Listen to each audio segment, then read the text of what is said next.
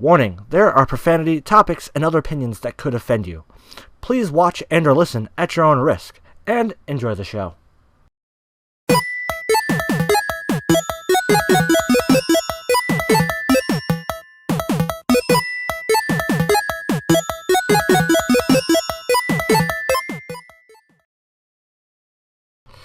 Hey guys, it's RDiK here, Old School Duelist, whoever you want to call me, and welcome to the Voidcast Season 2, where no topic is still off the table. Now, this is my second attempt at trying to record the podcast, this week's podcast, because I don't know what happened. My computer just started, bugging out or something. I have not, couldn't tell you. It's like while I was recording, it was, skipping the recording. It still came up. And then I checked the performance of the computer. It said it's been running for 26 days straight, which I have been turning it off maybe. I don't know. I can't remember. I don't know. My computer is acting weird right now. But I got it working. It seems like it's running fine. But yeah. So, two things before I jump into the podcast. One, obviously you saw I did not post a podcast last week. That podcast will go up Friday of this week. Last week's, I recorded it and everything. Has to do with, I had a recent passing. Really good friend. Won't go into details, just I don't want to. But yeah, I got back from the funeral not too long ago, and I had to record and everything else. I mean, this sucks, he's gone. Trust me, really fucking sucks. But, move on and keep them in your thoughts every day.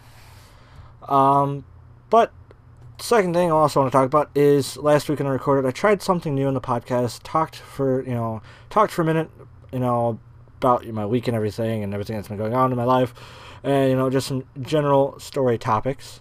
And then I simply just read 3 articles that I just thought were interesting.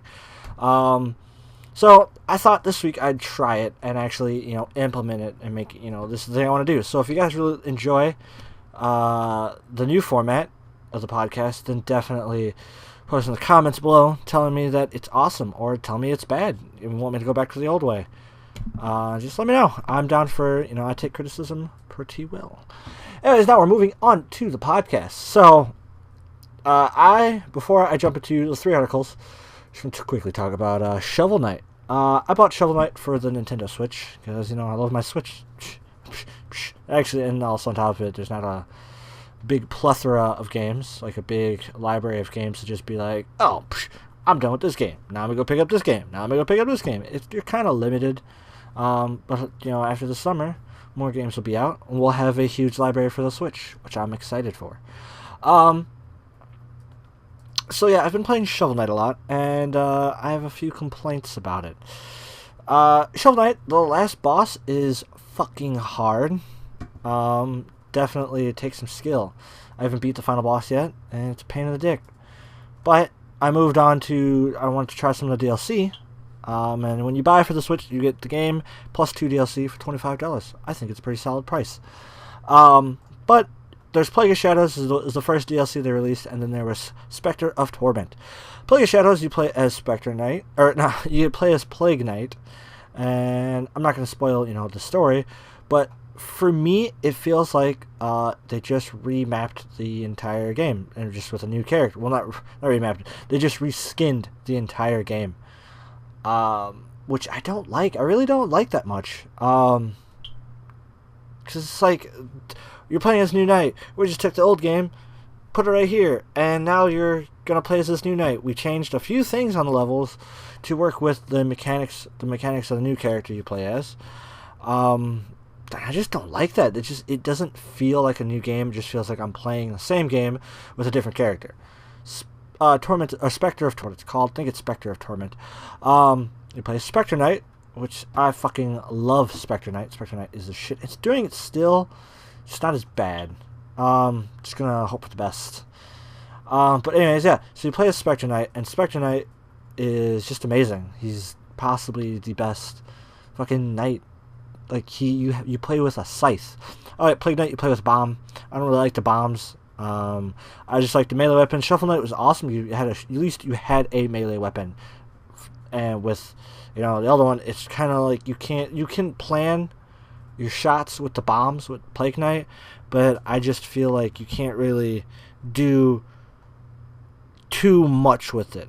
At least with, you know, Spectre Knight and Shovel Knight, you have melee weapons, so you can plan out, like, you can really just, like, last minute just start, like, spamming the attack button instead of trying to be skilled. Like, if you mess up somehow and you can't, like, use, like, be skills and strategy and everything, at least you have that last minute flail, I'm just gonna spam the shit out of the fucking hit button. With Plague Knight, you really can't do. I mean, like, you can do it. I don't know how much it's gonna do if you're hitting, like, an aerial monster. But if it's, you know, a floor monster, at least, like, yeah, I don't know. It's just, to me, but with Spectre Knight, they did it feels like a new game. It feels like I'm playing something different. The overworld is different. Some of the levels I've noticed are the same with small minor things. But so far, what I've played of Spectre's DLC, it's really cool. Like, it's really, like,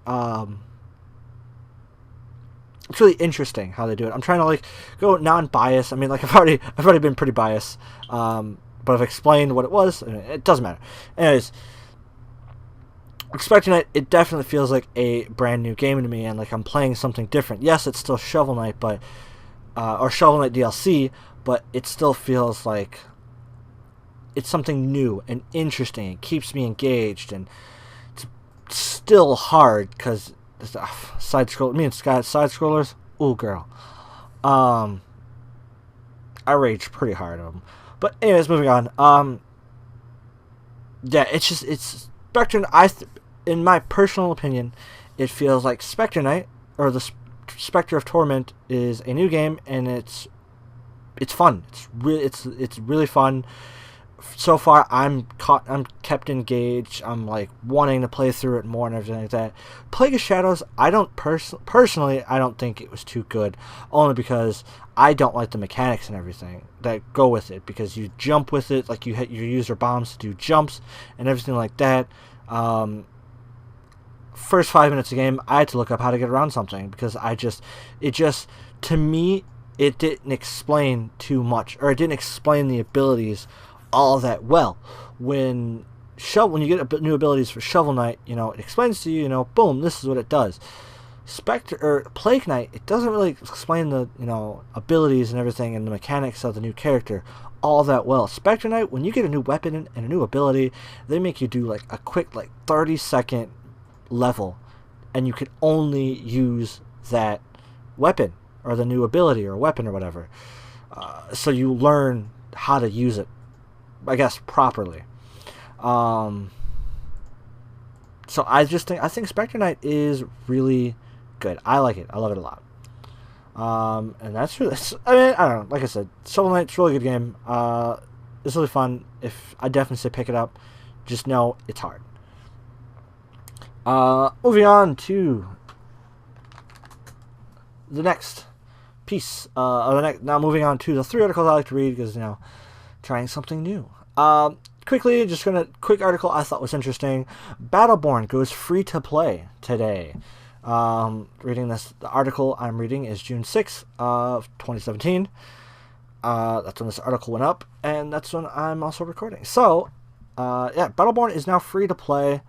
A lot of it, they're calling it a free trial right now, but there is no end date that has been released. So yeah. Which I think is kind of cool. I mean, I kind of saw it coming just because Battleborn got such a really bad rep and was like just kicked to the curb because Battleborn came out and Overwatch came out. So Battleborn is more like it. But Battleborn being free to play now is interesting. Right now it's free to play for Xbox and Steam. It goes free to play for PS4 on June 13th for Europe and Japan.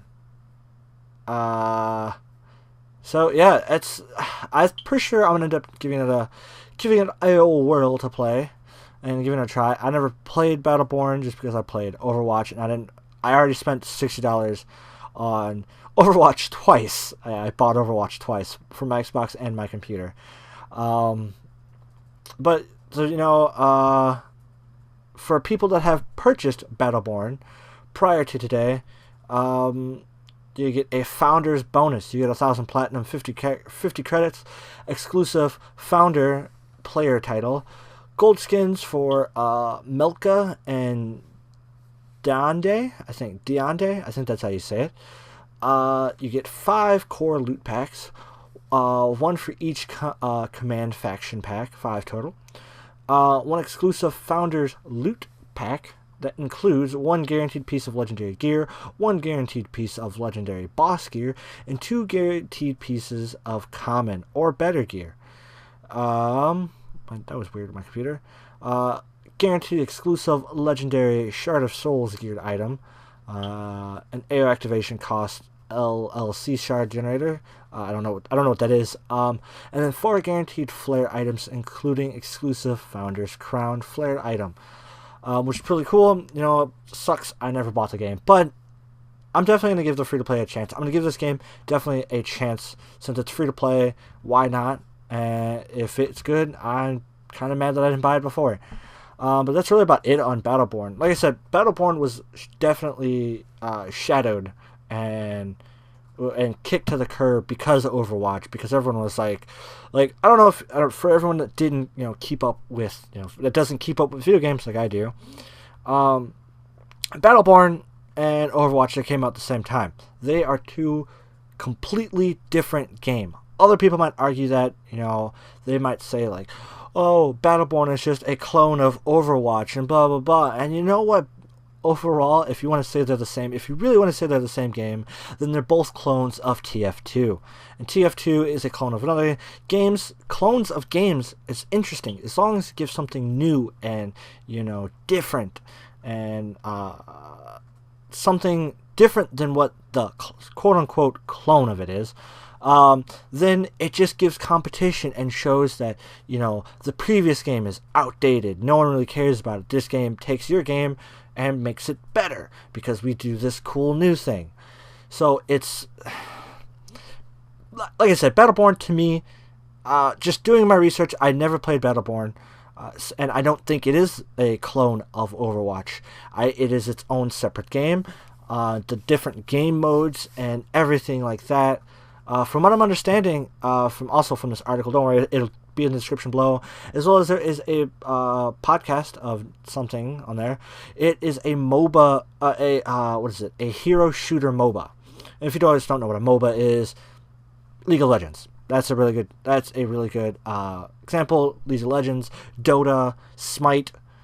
Those are what MOBAs are. But this is a first-person hero shooter MOBA. So you play as one person, and it's first person, and everything like that. It also has aspects of MOBA. Overwatch does not have that. It does not have aspects of MOBA. It is Overwatch is a first-person shooter objective game. Battleborn, yes, it has objectives, but also has aspects of MOBA, which means there's minions, there's towers you have to take down, stuff like that. Overwatch does not have that. So yeah, that's the big difference. That is the big difference of the 2 games. And that's what makes me mad when all I heard was, I'm not gonna lie, I thought that they were just like the same game being produced different at the same time, and they just had small stuff. It is a lot bigger once I actually did my research and looked into both games. Obviously, I picked Overwatch over Battleborn just because Overwatch just looked a lot more interesting, and Blizzard's really good at telling stories, so I wanted to see what this is all about. Gearbox, on the other hand, storytelling is subpar. I never was a big Gearbox fan with Borderlands. Never liked Borderlands all that much. Wait, did Gearbox make Borderlands? I'm almost positive Gearbox did make it. Gearbox. Yeah, Borderlands. That's what I thought. They made Borderlands, and I was honestly not a big fan of Borderlands. It was an okay game. I played the first one. I played the second one. Everyone was telling me the pre-sequel was garbage, so I didn't play the second. I didn't play the pre-sequel. But yeah, I don't know. Gearbox, they're not so good at telling stories. At least for me in Borderlands, I had a really hard time keeping up with the story and everything like that. The mechanics and the art and everything else was really cool, and that's why I gave it a try. It's because the art and the mechanics, and it was like an RPG shooter game, and that was really cool to me, first person. It's really cool, but I just had a hard time keeping up with the story of the game and what was going on. I kind of like, with the first one, I just kind of pushed through it. Barely didn't really know the story all that well, barely paid attention. And Borderlands 2 was, to me, it didn't do it. Personally, on a personal level, I didn't like it. I don't like Borderlands, but if you like an RPG, first-person shooter, Borderlands is your game. So yeah, that's another reason why I didn't try Battleborn, because I never really liked Gearbox's previous games with Borderlands. So that's just personal. If you're a big Borderlands and Gearbox fan, you probably got Battleborn. Or you got Overwatch, because everybody else, I'm pretty sure all your other friends were like, get Overwatch, it's better, blah, blah, blah. I can't say which one's better, because they are two different games. I just picked Overwatch because it had more, one, because I've always loved Blizzard games. I've always been a big Blizzard fan, plus also the game modes looked more interesting to me. So that's it on the Battleborn article. Alright, move on to it. Gonna have, besides Battleborn, we're having a big Nintendo episode for the articles. Pokemon, Ultra Sun, and Ultra Moon, the next series in the 3DS line, or in the next game in the Pokemon series. And it is going to be for 3DS. Yes, we have the Switch. Why didn't they just make it for the Switch? If you go back to Black and White, is a perfect example. Pokemon Black and White came out on the original Nintendo DS. The Nintendo 3DS came out shortly after. But when Black and White 2 came out, Black and White 2 still came out for the regular Nintendo DS. So this being out when, for some reason, Nintendo won't acknowledge that people use the Switch purely for a handheld, just a more expensive handheld. I'm pretty sure the next Pokemon game after this, as part of like the Pokemon game series, I can't say whether or not it is going to be for the Switch, just because from what I've noticed, Pokemon tries to leave the Pokemon games on the cheaper handheld system, so they can put a longer game. You can get more gameplay out of it, because the Switch is such a high-powered machine. It has a very low, long, steady battery life. I think it's like 2.5 hours, 3 hours on handheld, like just straight battery or full battery to zero battery. 3DS, since it is a low-powered machine, you can get a lot more, and it's strictly designed to be a handheld. It's designed to last longer. I think the most I get out of mine is probably like 6 to 8 hours, start to finish. So that's probably why they're probably going to just, if the next Pokemon game after Ultra Sun and Ultra Moon won't, if it doesn't go to Switch and it stays on the 3DS, then that's probably why. Now, how did we find out about Ultra Sun and Ultra Moon? We find out that Pokken Tournament is going to be on the Switch. Pokken Tournament comes out in September 20th, I want to say. Tournament Switch. I just watched the trailer and I already forgot when it comes out. Pokken Tournament is coming out September. Come on. September 22nd. I was close. But September 22nd, I have not played Pokken Tournament. I did not, because I did not own a Wii U. And my friends that owned a Wii U, I never played Pokken Tournament on their Wii U's. But if you watch the new the Pokken Tournament, it's showing that there's going to be new Pokemon. It's called Pokken Tournament DX, and that's what's going to be on the Switch. That comes out September 22nd. Also, at the end of the trailer, they show Pokemon Ultra Sun and Ultra Moon coming out November 17th of 2017. What Ultra Sun and Ultra Moon is just an extension. It is the sequel of Pokemon Sun and Moon. If you haven't played Pokemon Sun and Moon, I highly, highly suggest go pick it up. It is amazing. Probably one of the best Pokemon games I've played in a while. And I mean, because don't get me wrong, Omega Ruby and Alpha Sapphire were amazing. It was cool. It's the best remake. I have to say it's the best remake that's come out. My hands are always. I'm always gonna say Pokemon Emerald was the best Pokemon game, but this is the best Pokemon game that is out. It's great. But with Pokemon Ultra Sun and Ultra Moon coming out, it is going to continue on the story from Sun and Moon, because there actually was a few plot holes that were just kind of left. Just boom, you're done, son. Don't worry, I'll probably pick up Pokemon Ultra Sun just because I've always, because I enjoyed Pokemon Sun. I like the typing. I liked that. What is it? So there were some exclusives I wish I got from Pokemon Moon. I ended up just getting it from a friend. But I'll probably pick up Pokemon Ultra Sun just because it's a cat. And fuck you, that's why. I've never been one for picking up both. I've always usually just pick up one, whichever legendary looks cooler. And to me, I always thought the lion looked cooler. So Galio. Oh. Anyways, but I'm excited. I'm very excited for this. I'm surprised they didn't wait till E3, because there was still time between, even for Pokken. I'm surprised they didn't wait for Pokken and E3, because E3 coming up in just a couple of weeks. I'm really surprised Nintendo. I'm pretty sure they're waiting. I'm pretty sure they're announcing this, and they're probably going to have some really cool stuff to just talk about it at E3 for Ultra Sun and Ultra Moon and Pokken. I mean, like, Pokken's have already, Pokken's already been out for a while. So I'm excited. I'm really excited for this. I'm glad they're doing a sequel and not just a remake to continue the story, because that's kind of what they did with Omega Ruby and Alpha Sapphire.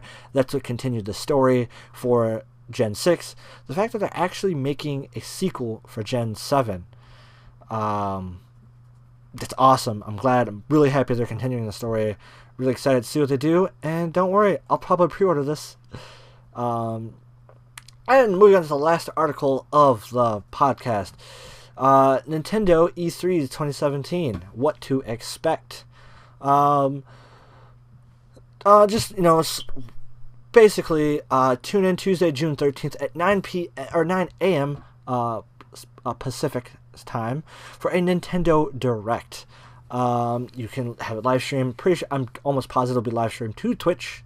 So you can go check it out there. I will check that out. I probably will be recording a podcast at the time, so I'll probably just have it on in the background. But Nintendo Switch games that they will be talking about.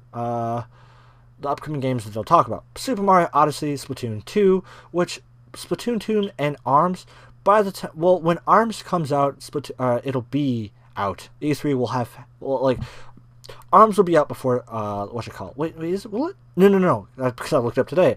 ARMS comes out shortly after E3. So I'm pretty sure they'll talk about it some more. Splatoon 2 will be there. Super Mario Odyssey. New game that I'm just now finding out when I found this article. Mario plus Rabbids Kingdom Battle. So you guys remember Raving Rabbids? Well, now they have Mario and Raving Rabbids together. I'm excited. That's actually really cool.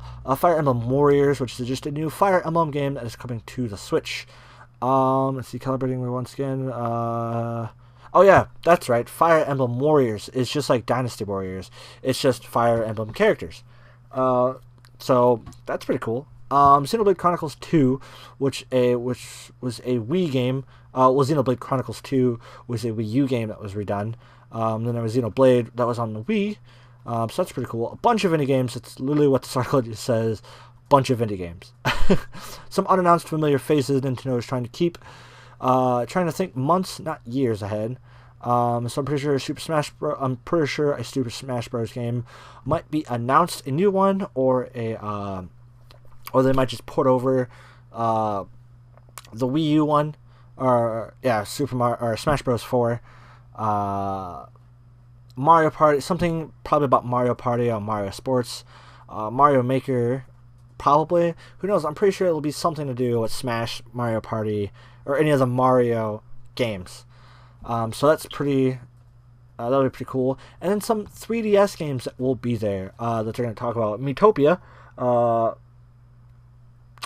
that'll be released. It's basically just Tamagotchi. How I Got Your Life, but you're me instead. Hey Pikmin, which is also part of the, which is also something. It's just a Pikmin game. And then at least there's probably be a big title, a new title for the 3DS. Because if you haven't heard, the new 2DS XL is coming out. My thoughts on the 2DS. Cool. If you, I still have the original Nintendo 3DS. Not the original, the Nintendo 3DS XL. And that's just what I've had for a while. I can't really, it's not broken. It doesn't not work. I can still play the games. So, I might as well play it, unless they say new 3DS exclusive. Can I not play the SNES games? That kind of sucks. I kind of wanted to play Link to the Past. But I'm also pretty sure at E3 they will also announce what's going on with virtual consoles. If they don't, that's really dumb of Nintendo to do. Another thing that they probably will announce is when the online paying will start. So that's interesting. I'm mixed. I really hope. My thing is, I really hope they announce virtual consoles. I think something that they probably could take advantage of is playing GameCube games on the Switch. It's got more than enough power to do so. So that means they could port over Smash Melee. They could port over. They could actually port over a lot of games. Smash, the Metroid games, because a Metroid game was announced. There's just no confirmed on a name, date, anything like that. Monster Hunter. Well, not Monster Hunter was in the GameCube game, but they should probably port over a US version of Monster Hunter XX. Yeah, they could really take advantage. They could throw Luigi's Mansion on the Switch for a GameCube virtual console. I really think they could take advantage of this, because one thing I've noticed about the Switch, when you have it, the Joy-Cons, there's just very subtle things about the controller with the Joy-Cons that remind me of a GameCube. The triggers, ZR and LR and ZL, or ZL and ZR remind me of GameCube triggers of their L and R, and then the L and R on the Switch, they remind me of a Z button. So I'm pretty sure you could work that in there. This machine is powerful, very, very, very powerful. I can't remember what the graphics card in it, what graphics is in there, but it's a powerful machine. It has more than enough power to run a GameCube emulator, a GameCube virtual console. But if they're not going to do that, they need to at least start porting over Switch games, or not Switch, virtual console games. So that's just something that they haven't. They said that they were going to do it, and they haven't done it. The console is going on 3 months being out, and we still don't have virtual console games, which really, really suck. But yes, and then also some other things to keep an eye out for. Reggie Fils-Aim's. Shigeru Miyamoto probably will talk about something. Probably Mario Odyssey. Ben Trunen. He is the marketing manager of Nintendo of America. He probably will talk about maybe virtual consoles, or why we're so short stocked on Nintendo Switches.